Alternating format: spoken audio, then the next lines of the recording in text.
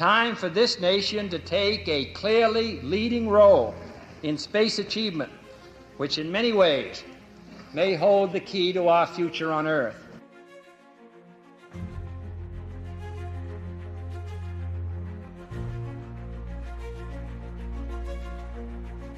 It's one small step for man, one giant leap for mankind.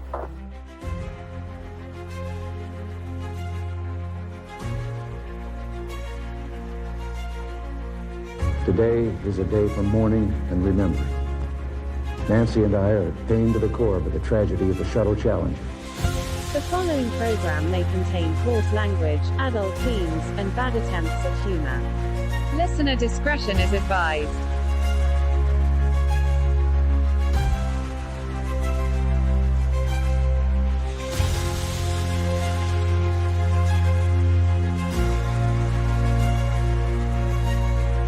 What is President Trump's goal? What is his vision? He wants to put an American flag on Mars.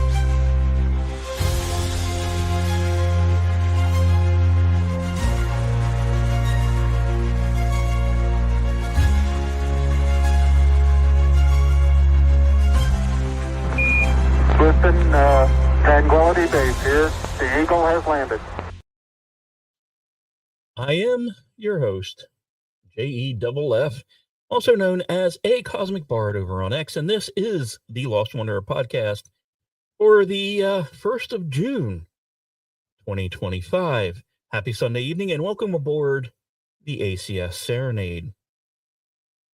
Our lead story tonight: in the early months of 2025, the world watched with a mixture of anticipation and fatigue. Starship, SpaceX's Super Heavy Orbital System, had by now become a more familiar presence on launch pads and in the headlines, but the big question still loomed. Could it survive re-entry? Could it land? Could it even be reused? The answers for a time came slowly. Then came March 14th. The skies over Boca Chica opened once again as SpaceX launched the 8th flight of its Starship system. Not an experimental hop or a suborbital teaser, but a full-stack test with the goal of reaching near orbital speeds and bringing both booster and ship home again. Now, as we recall, the early phases of the flight were relatively smooth. Booster separation occurred without incident, and the Super Heavy booster returned to Earth in a soft landing at sea. Another promising sign that the lower half of this towering vehicle was nearly dialed in. But the upper stage, Ship 28, would tell a different story. Roughly 49 minutes in the flight, as Starship was coasting through the upper atmosphere on its re-entry trajectory, a single flash marked the end. Telemetry data stopped. Communications dropped. No debris, no wreckage, just silence, and a brief plume on tracking cameras. The cause, discovered in post-flight analysis, was subtle and devastating: a liquid oxygen leak near one of the center engines during re-entry. That leak allowed hot exhaust gases to ignite areas of the aft structure, compromising integrity and triggering a cascade of failure. The engines shut down. The vehicles broke apart. Starship had once again touched space, but not safety. The FAA, of course, quickly imposed a pause. Per protocol, SpaceX was required to submit a mishap investigation report detailing not only what failed, but how it would be prevented in future launches. The system was grounded, and improvements were mandated. Among them, revised shielding in the engine compartment and structural modification to limit the spread of fire in case of another breach.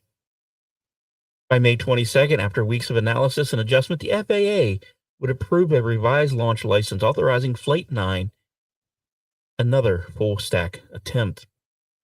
Now, there was something special about Flight 9.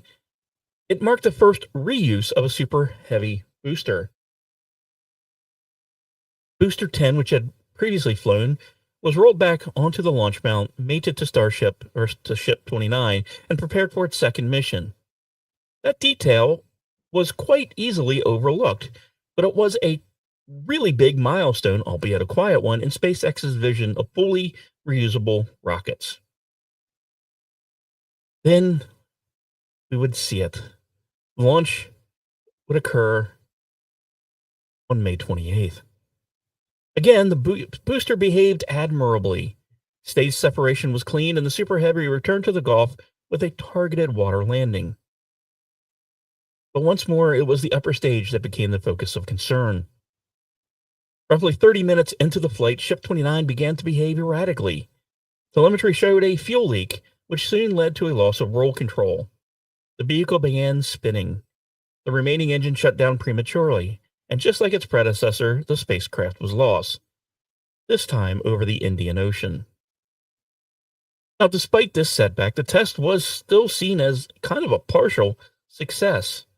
It was the longest flight duration yet, and the first time both booster and ship reached their planned apogees. But the ultimate mission, proving reentry and controlled return of the ship, remained unfulfilled.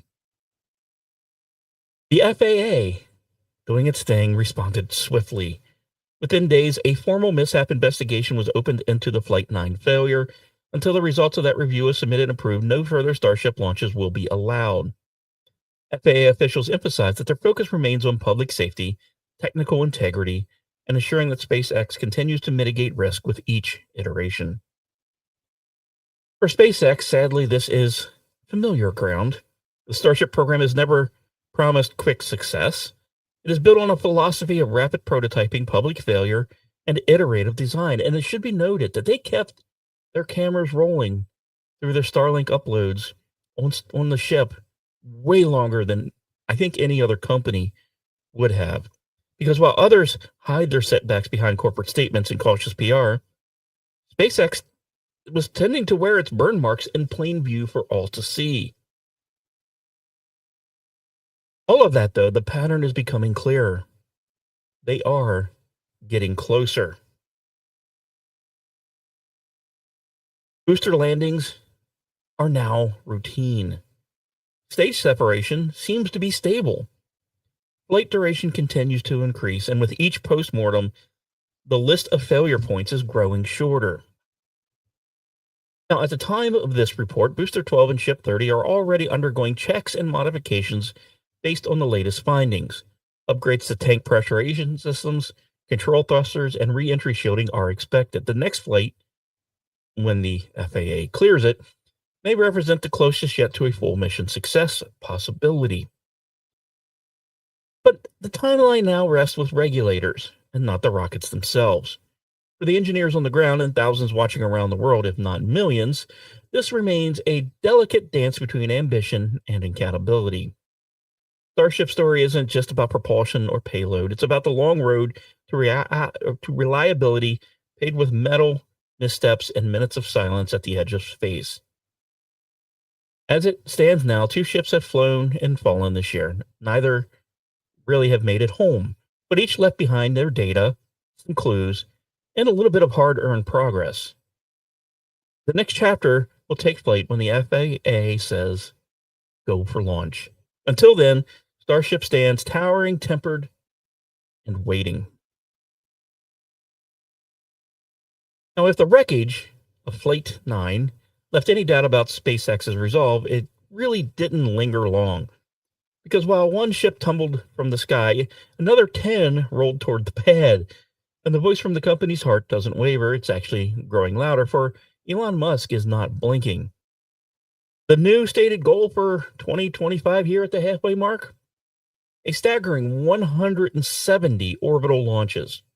Not flights, orbital flights.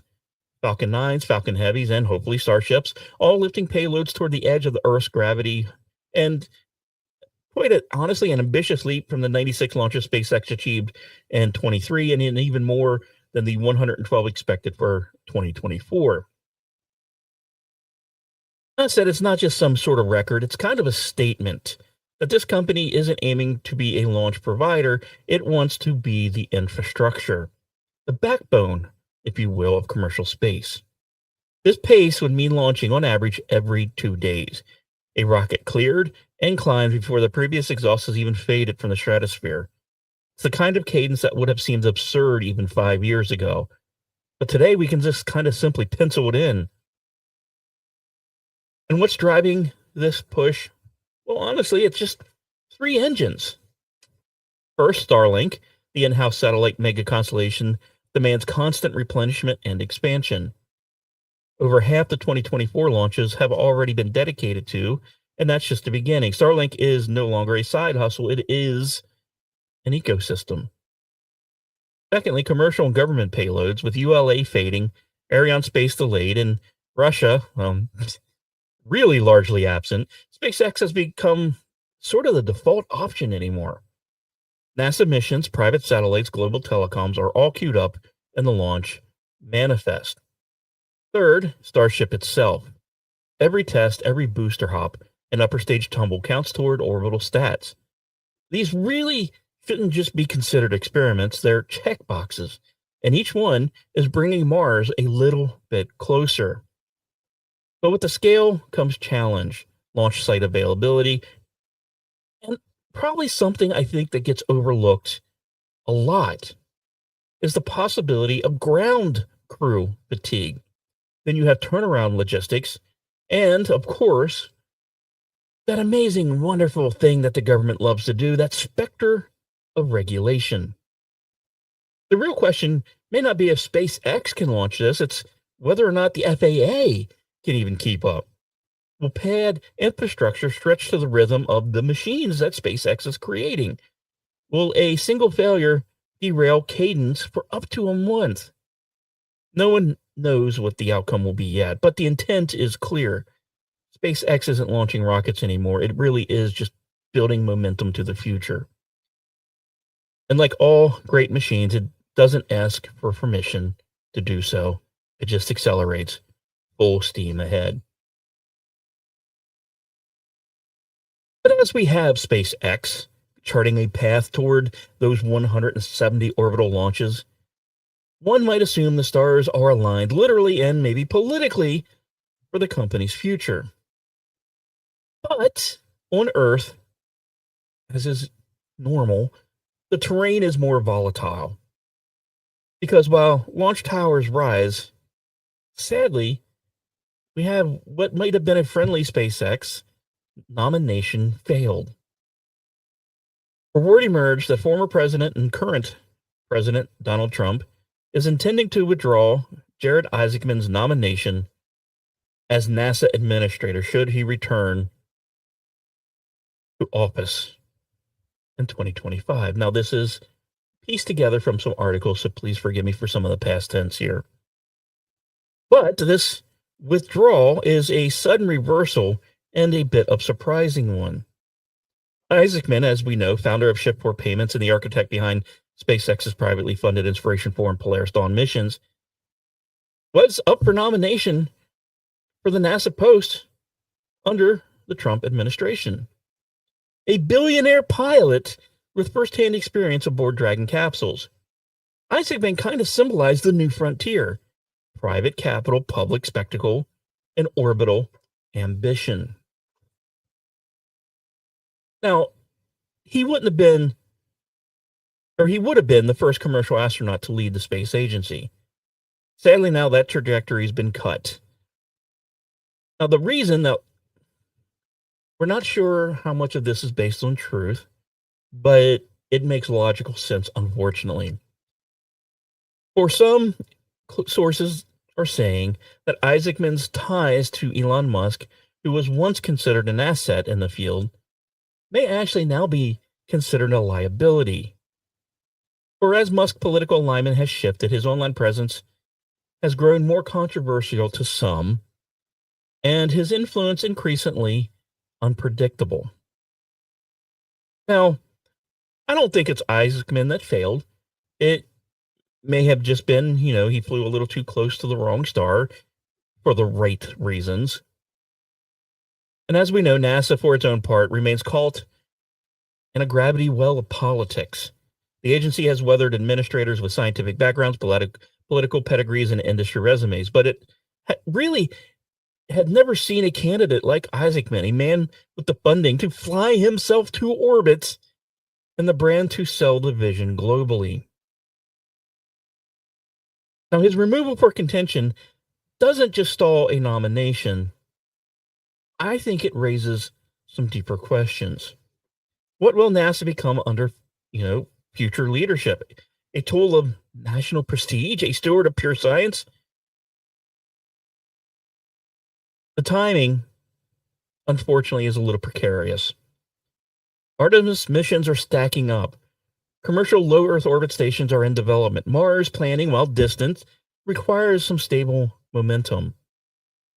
And above all, let's face it, private players, you got SpaceX, Blue Ball Origin, Sierra Space. Well, they're reshaping the orbital economy faster than any government ever could have dreamed of. And without clear leadership, NASA is now risking becoming a bystander in the very theater it sort of helped create. Now, that said, Esigman wasn't everyone's favorite choice. But what he was a bold choice, a decisive choice. Someone who is ready to blend public infrastructure with private fire. And sadly, now he's off the board.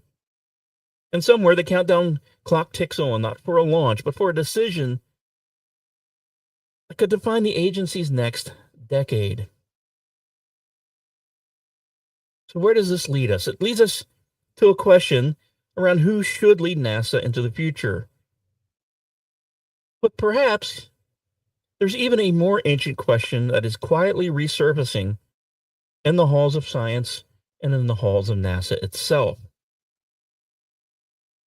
Is there life? And is it already here? Because we look at life sometimes in a unique perspective. What is life? I know it's an electric word, it means everything.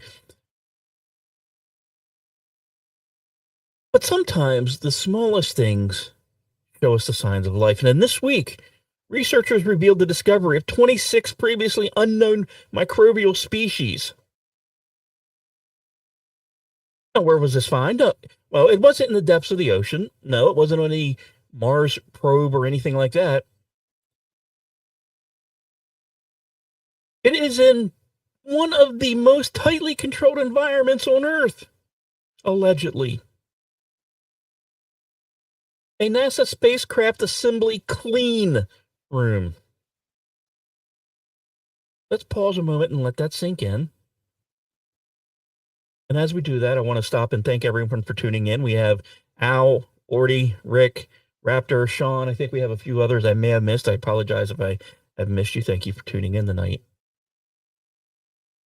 So this NASA spacecraft assembly clean room, it's a facility designed to be as sterile as a surgical theater, where technicians suit up in full body coverings and every surface is swabbed, scrubbed, and sanitized to avoid contaminating spacebound payloads.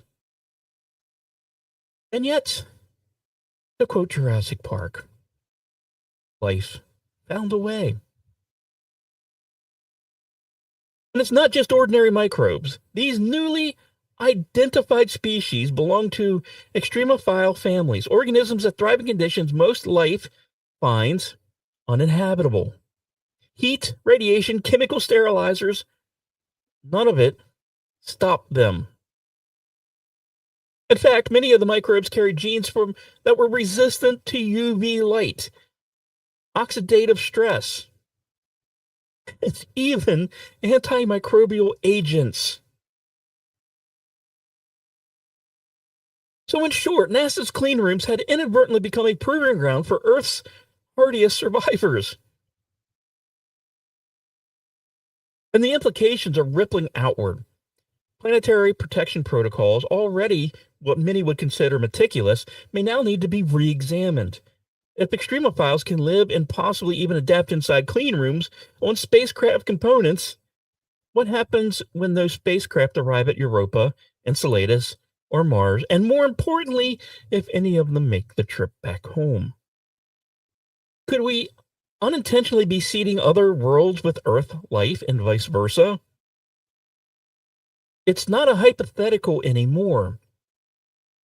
Now, this isn't the first time NASA has wrestled with forward contamination, the fear of sending microbes to other planets. but it may be the clearest reminder yet that zero contamination is a moving target, and that Earth's life is more resilient and more invasive than we often will stop and realize. But there's a strange poetry in this.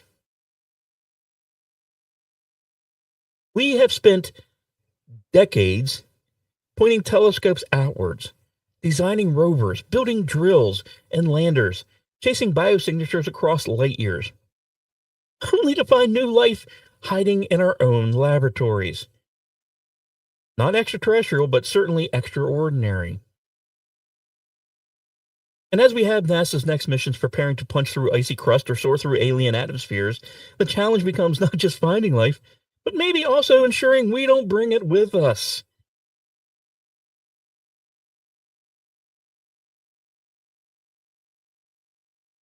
So if NASA's clean rooms can't stay sterile, you might be wondering, what hope does the rest of Earth have? Well, we may have some way to keep ourselves a little bit safe, at least in some scenarios, and that is orbital lasers. President Trump announced the selection of a U.S. Space Force general to lead his proposed $175 billion, billion with a B, Golden Dome Space Defense Initiative. It is a bit of a bold, expensive, and, okay, I'm going to say it, a vaguely Bond villain-sounding program aimed at turning Earth's orbit into a fortified shield of deterrence. Now, of course, the critics are calling it basically a reboot of Reagan's Star Wars. Let's hope it's not a Disney version of Star Wars. Only this with more gold plating because it's Trump and possibly more hats.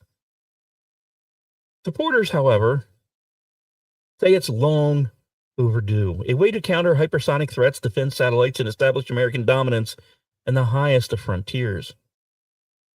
And of course, the name Golden Dome evokes both celestial grandeur and, well, a little bit of, maybe roofing supplies for a stadium down in near the Astrodome. But let's make no mistake, the ambitions are serious. We are really talking satellite-based interceptors, directed energy weapons, high-speed data nets, and a command and control system that could make NORAD look like a hobbyist basement project. Now, commanding this initiative is a Space Force general whose identity right now remains under wraps. But insiders hint that the selection came from a short list of officers with operational experience in missile defense, space surveillance, and likely a tolerance for unconventional job descriptions. Now, it is hard to say at this point how far the Golden Dome concept will actually go. Congressional approval isn't guaranteed because all they do is sit on their hands and do jack squat. And the technology isn't cheap either. We still have some questions on space law that remain. Let's say they're a bit murky on whether, turning orbit into a weapons range violates anyone's fine print, especially when using lasers, because when it was written, it was mostly about missiles. So there's some vagueness here. That said, the announcement still underscores a growing trend. So while we have NASA grappling with microbes, Mars rovers, and leadership vacancies, militarization of space is marching onward, quietly becoming policy, strategy, and budget.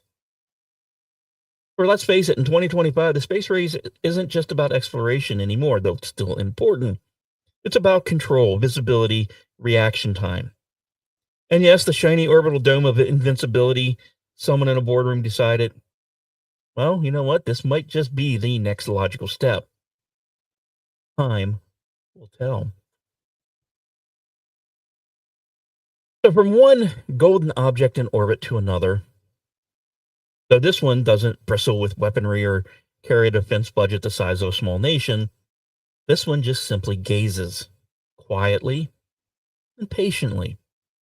Yes, we're talking the James Webb Space Telescope, still unfolding the universe from a million miles away, has once again delivered a discovery that reminds us space isn't just a frontier, it's a storybook written in light and shadow.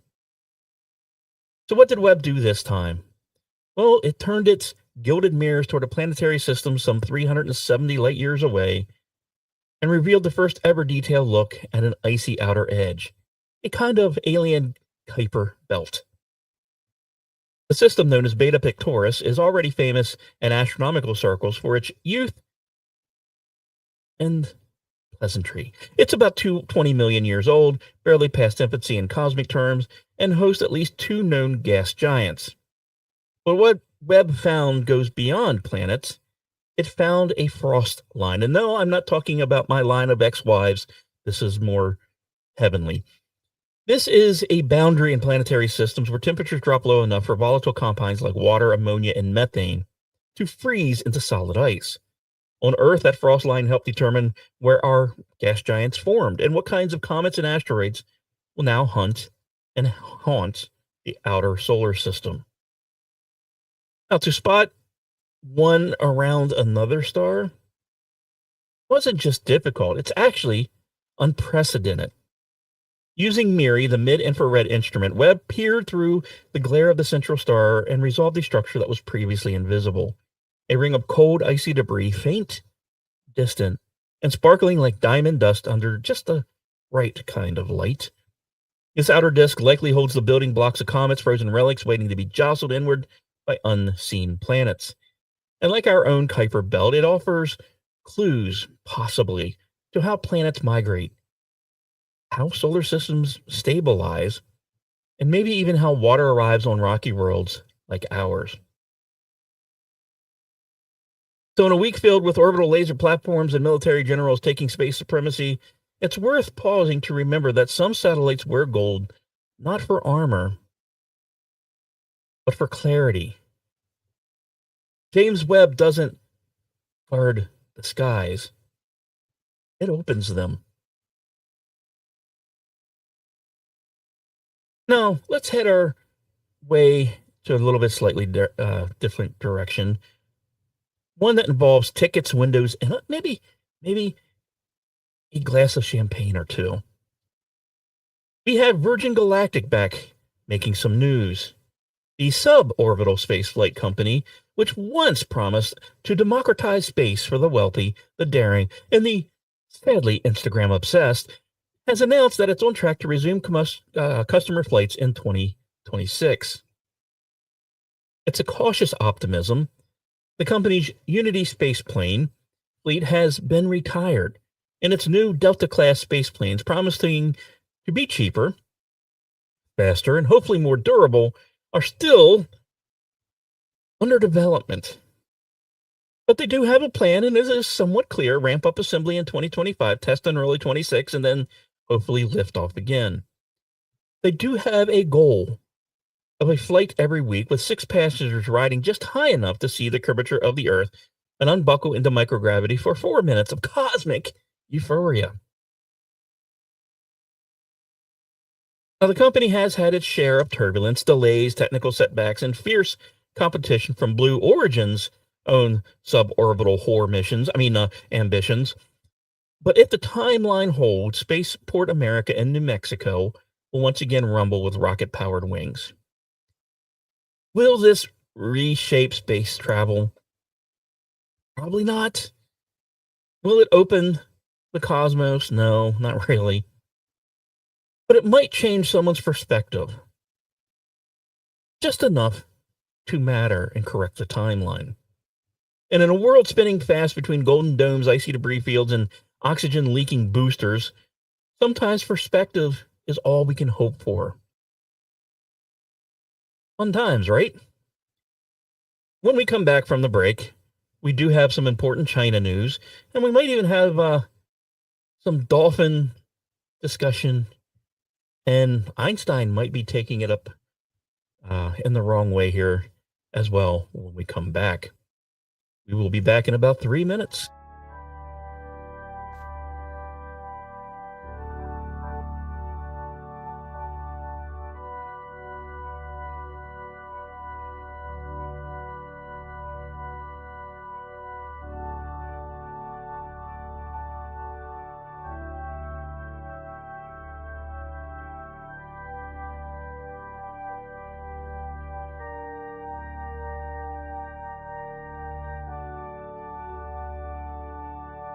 We searched the dark for songs of light, tuned our hearts to satellite, spoken sparks and burning code, hoping someone cracked the mold, We built our prayers with copper veins strung between the astral planes. Sent them out in perfect time and called the silence a sign. What if the voice we missed wasn't far away, just faceless? What if the answer came, but not in words we claim as language? We're just patterns in the static, trying to make the silence panic.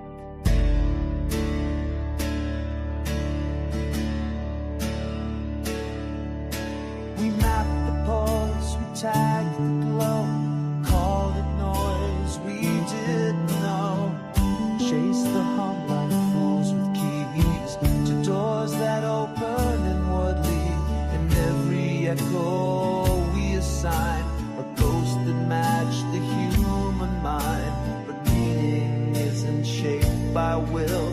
Sometimes it's absence that is filled.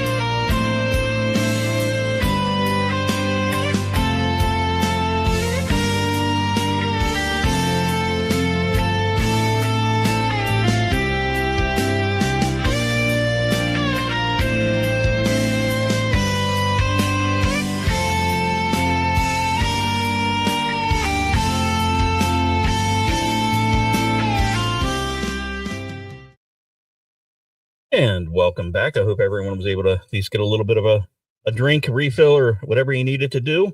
I won't ask questions. I'll just leave it up to my imagination because it's more fun that way. So, guess what time it is? It is time for everyone's favorite segment on the show. And now, assholes in space. Chinese asshole. Chinese asshole. Chinese asshole. Chinese asshole. Oh, I will never, ever, ever get tired of that. So, our leading offender this week is, of course, the People's Republic of China. We decided that orbital presence isn't just enough anymore. They want to leave their little fingerprints all over the solar system, the moon, and even the microbial frontier. Let's start with maybe perhaps the flashiest move they did. On the 3rd of May, China launched Tianwen-2, its first asteroid sampling mission. Destination? EP, what? I know, okay, EP, I get why you wanted me to do this story now. Kamaolawa, I think, is the name of the asteroid. It's a tiny quasi-moon orbiting near Earth. The plan is bold: survey, land, drill a sample, and return that payload by 2027. It seems like me on the dating scene, but we won't go there. Oh, and while it's out there, it'll swing by a main belt comet for a bonus science run. It's the kind of mission that screams, "We've arrived! We're here!" China's version of OSIRIS-REx meets Rosetta. just with less transparency and a lot more nationalist press coverage. But here's the kicker. They didn't just launch a probe, they launched a statement that deep space is no longer the exclusive playground of NASA, the European Space Agency, and a few dusty Soviet legacies. China's here, and they brought a drill with them. But if you thought they were done just, say, conquering these random flying rocks, just wait. We're going to talk about what they have planned for the moon now. In a move that blends kind of lunar ambition with a bit of Cold War nostalgia, China has officially signed a deal with Russia to build a nuclear-powered lunar base. That's right. While the U.S. is still figuring out what Artemis suits will look like, China and Russia, if they have anything that can help launch them after recent attacks, are laying down plans for a moon-based power plant, potentially leaving America behind, not just in an infrastructure, but an infrastructure that may glow in the dark. Now, the proposed reactor will help support the International Lunar Research Station, which China envisions as a permanent base for science, mining, and, well, let's be honest, geopolitical dominance. It's a play straight out of the old Soviet handbook. If we can't outspend them on Earth, let's bury reactors on the moon. And maybe, just maybe, if they get there first, they might get to decide who plugs in next. Now, they not just are spreading tech and nationalism across the solar system, they're also spreading it, apparently, something else. And we just know and love when China creates new life, don't we? This month, researchers announced the discovery of new species of bacteria aboard China's Tianyang space station. It thrives in microgravity, clings to artificial surfaces, and appears to be adapting to life in space faster than some actual astronauts are. They're calling it Bacillus tianyanggenesis, a name that sounds oddly proud for something growing in place designed to be sterile, if you catch my meaning, Mr. Frodo. Now, to be fair, finding space-adapted bacteria isn't completely unheard of. The ISS has hosted its own microbial survivors. But here's what makes this one notable. These bugs are evolving in parallel, not just surviving, but possibly preparing for life beyond Earth. So while nations posture and jockey for service rights and sample returns, nature is already colonizing orbit with the hand from a Chinese.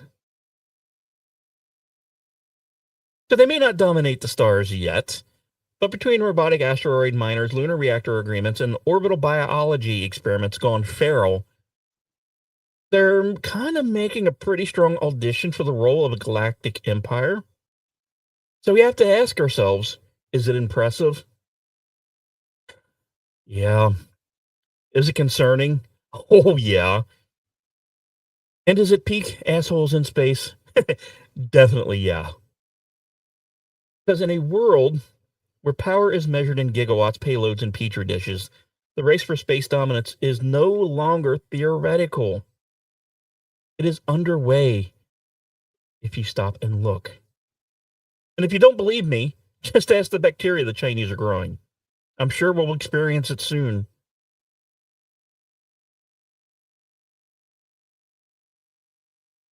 Now, China can play chess with the moon. They can mine their asteroids and cultivate cosmic bacteria in low Earth. But the question is there any kind of different intrigue that's unfolding? I don't know, maybe much further out where no nation's flag flies that we know of. And maybe the sun itself has become a distant memory in the rearview mirror. And now I ask this because this week, astronomers they kind of found something strange. A new object, faint, massive, and cold. And no, I'm not talking about my ex-wife again. We have a candidate for dwarf planet status, sitting somewhere beyond Neptune and the Saturn disk, that gravitational graveyard where the rules of motion get really weird and names are more myth than map. No, this isn't a repeat story from 2 weeks past. Estimated to be between 4 and 8 times the mass of Earth, this world, if confirmed, would become one of the largest distant bodies we've ever discovered. A planetary ghost with an orbit that could take thousands of years to complete. And its presence might just spoil the party everyone's been having for Planet 9, though here at the Lost Wanderer program, we will always refer to it as Planet 10.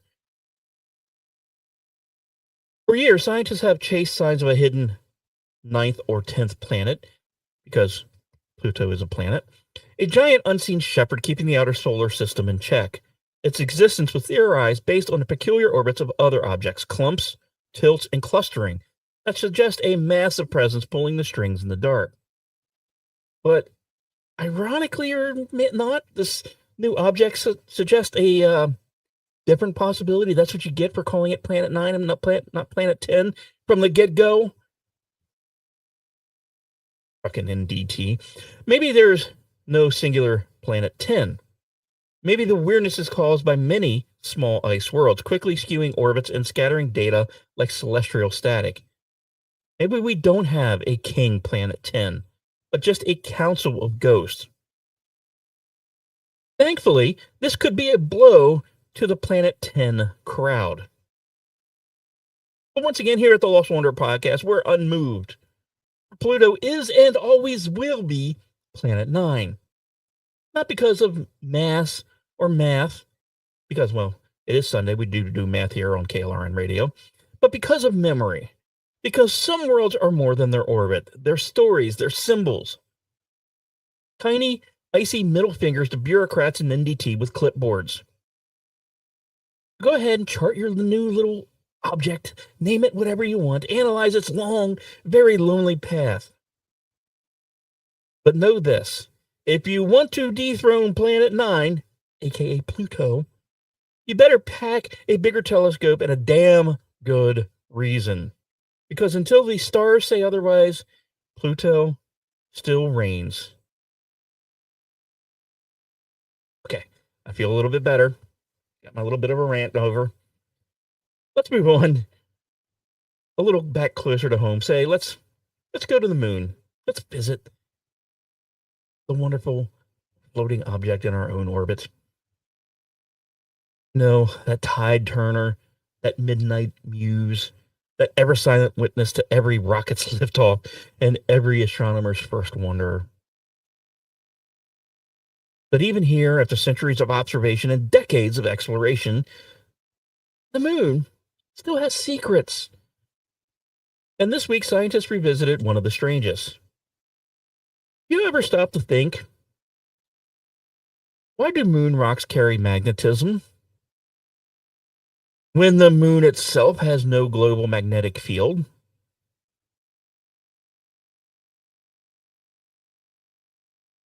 It's a puzzle that's lingered since the Apollo missions. Some samples returned from the surface, especially older ones, containing strong magnetic signatures, implying they once formed in a magnetic environment. But today, the moon is magnetically quiet. No field, no core dynamo, just dust, stone, and echoes. So where's the magnetism come from? Well, there's a new theory out here because science is nothing but theories unproven. It suggests the moon may have once had localized short-lived magnetic fields generated not from within, but from violent impacts. When large asteroids slammed into the lunar crust, they may have heated minerals to the Curie point and generated temporary electrical current strong enough to magnetize nearby rocks. We really don't have a frickin' clue on this planet, but yet we act like we do. So as we have new missions preparing to drill, land, and build on the lunar surface, understanding some of these magnetic regions isn't just academic, it could end up being practical. Strong localized fields could affect instruments, interfere with navigation, or even maybe become resources in themselves. The moon, it seems, is still writing its own mystery novel. Just right now, it's still using invisible ink. Now, on a couple episodes past, we talked about K2-18b, a super Earth. or maybe a mini Neptune. I'll let you pick whichever one you want to. But it was suspended in a habitable zone of a red dwarf 120 light years away. It was a world that captured headlines and imaginations. Just a few months ago, when James Webb data hinted at something extraordinary, possible biosignatures in its atmosphere, hints of dimethyl sulfide, a compound that here on Earth is primarily produced by life. For a moment, it was thrilling. That kind of whisper that makes you sit up and think, what if? But now the whisper is quietly being walked back. A new independent review of the data suggests those signals weren't just faint, they were insignificant, below the threshold of reliability, possibly artifacts, noise masquerading as signal. The dream of DMS, while bad in beer, good here, may have been just that, a dream. In the cold light of second analysis, scientists are now urging caution. They're not saying K218b is lifeless. What they are saying is we haven't seen anything that can be trusted as proof. So it's not a defeat necessarily. It's more about discipline, and I applaud discipline in scientific research because that is how science works. Not in declarations of something being true, even though we know it's all made up bullshit, but with double checks. Not with these fantastic headline-grabbing fireworks, but in those sad, boring things that we often overlook in the footnotes. But it leads to the next question. If life is out there, if it's truly watching, listening, waiting, how would we even begin to talk to it? The answer may not be in the stars at all. It may be swimming just off the coast. In a new study, blending biology, linguistics, and astrobiology, scientists are now suggesting that decoding dolphin communication could be the key to one of humanity's greatest questions. How do you talk to something that doesn't think like you do? Go ahead, cue your hitchhiker's music in your own head. So long, thanks for all the fish, all of that. Go ahead, get it out of your system. I get it. I was tempted to play the music. But you have to remember, dolphins, like aliens not named me, don't share our environment. They don't write. They don't build rockets. But they are smart. They live in tight-knit communities. They teach. They mourn. They invent. They get high off of pufferfish. And most importantly, they speak. Not in words, but in complex whistles, burst pulses, body postures, and patterns we still barely understand. It's not a language that can easily be translated. It's a logic we haven't yet cracked. But if we could find the syntax, the meaning behind the sounds, the structure beneath the songs, that might be more than a breakthrough in marine biology. It might be a template for when we make first contact. Because when we imagine speaking to aliens, we tend to assume we'll teach them our language or they will teach us theirs. But what if real intelligence doesn't care for nouns and verbs? What if it communicates through shapes, vibrations, electrical pulses, or frequencies like dolphins that carry both meaning and emotion? Now, this research isn't necessarily suggesting dolphins are aliens, though it doesn't exclude it, I may add. They are the closest thing we have to minds shaped by different forces in a different medium with a different way of experiencing the world. Learning to talk to them is more than an act of curiosity. It's actual, viable scientific practice. It's a rehearsal for the day a radio telescope captures a true, real signal, one with structure, repetition, and intent. But when that day comes, it won't be in English or math, or much to Vincent's chagrin, Shakespeare. It will be the unknown asking a question. And if we've already learned to answer the call of the dolphin, maybe, just maybe, we'll be able to answer the call of the cosmos.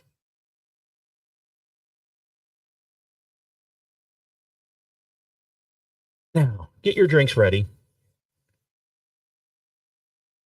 because we are about to go into a intergalactic kegger bit of a story here. This week, a team of theoretical physicists proposed a radical new framework, a possible theory of quantum gravity that, if validated, could finally unite general relativity and quantum mechanics. And yes, it would actually mean Einstein, drink, was mostly wrong. Not entirely, mind you, but not even in spirit, but in details. But we all know Einstein's, drink, theory of general relativity has held up beautifully for over 100 years. It really does explain orbits, black holes, gravitational waves, almost all of it. It describes how matter bends space and how time warps in the presence of mass. But then when we get to the teeny weeny little bit of the smallest of scales, the quantum realm, relativity falls apart.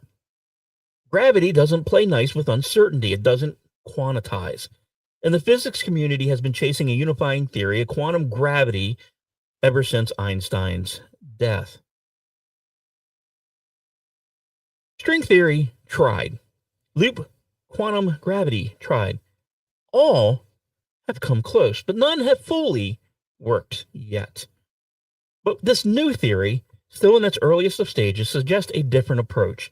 It proposes that space-time itself is an emergent phenomenon, a kind of holographic pattern generated by deeper quantum processes. In this view, gravity isn't a fundamental force. It's a side effect, a consequence of entanglement, symmetry, and information flow.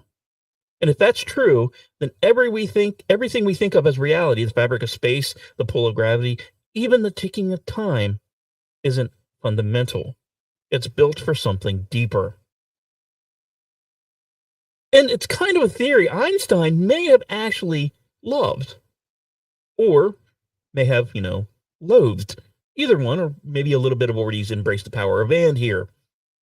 Still, there's a strange beauty in this idea that gravity, the thing that holds galaxies together, the force that shapes stars and launch planets, might be kind of a cosmic illusion stitched together by something even stranger. Or maybe the universe isn't like a machine. Maybe it is a story, one that we're still learning to read, page by quantum page. And before we close tonight's show, do yourself a favor. Take the time, step outside, leave the screens, grab your favorite drink, coffee, bourbon, moonshine, whatever, and tilt your head back. Let the sky remind you just how relatively small we are and how big that makes the universe. Because it is time for the Lost Wonder Stargazing Report. The great celestial waltz continues overhead, and while the headlines is maybe chasing Mars missions and quantum gravity, the night sky still spins for the patient, the curious, and even those romantics. We do have some planetary highlights. Let's start on the low of the horizon. Mars is creeping higher each morning, glowing faintly red in the pre-dawn east. It's not much to look at right now, more of a promise than a spectacle, but it is on its way back to prominence. Then we have Jupiter, the old king, is slipping towards its solar conjunction. If you're lucky and have a clear, unobstructed eastern horizon, you might catch it just before sunrise early in this period. But soon, it will disappear behind the sun for weeks. We also have Saturn, slow and deliberate, rising in the southeast around 3:30 a.m. and climbing steadily. Not yet at its best, but it is worth its watching. It is gearing up for a major shower or showing later this summer.